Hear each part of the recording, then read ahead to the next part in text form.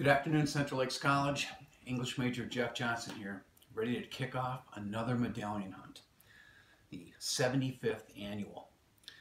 You know, every year when I start the medallion hunt, I tell just kind of a crap, fake origin story. And this year I'd like to tell a real, true origin story of how this contest got going, at least my involvement.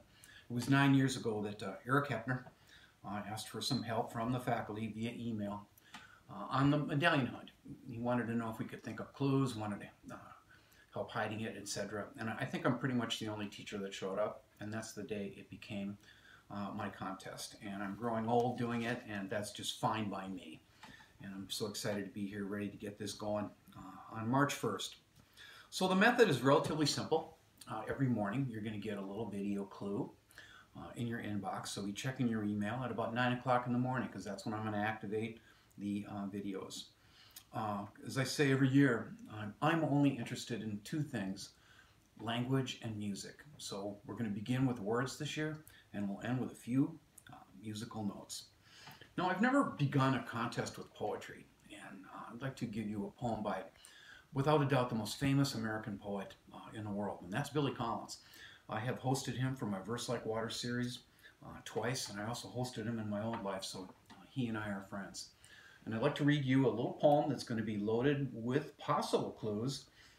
And it's a poem that was written long ago, or at least the beginning of it, by a French poet named Jacques Cléquillon. And Billy took the first two lines years ago and decided to just kind of, out of professional courtesy, rewrite it for him.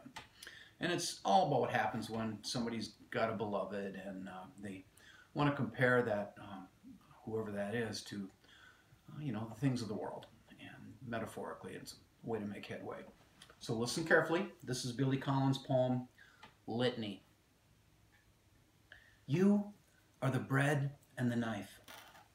You are the dew on the morning grass and the burning wheel of the sun. You are the white apron of the baker and the marsh birds suddenly in flight. However, you are not the wind in the orchard, the plums on the counter, or the house of cards, and you are certainly not the pine-scented air. There is just no way that you are the pine-scented air. It is possible that you are the fish under the bridge, or maybe even the pigeon on the general's head, but you are not even close to being the field of sunflowers at dusk.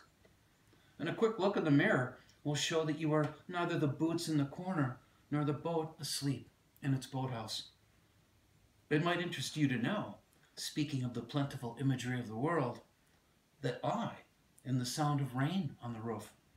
I also happen to be the shooting star, the evening paper blowing down an alley, and the basket of chestnuts on the kitchen table.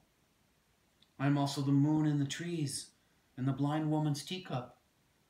But don't worry, I'm not the bread and the knife. You are still the bread and the knife. You will always be the bread and the knife. Not to mention the crystal goblet, and somehow the wine. Now, I know right now you're confused and you're a little afraid, but that's just part of it. Good luck, CLC.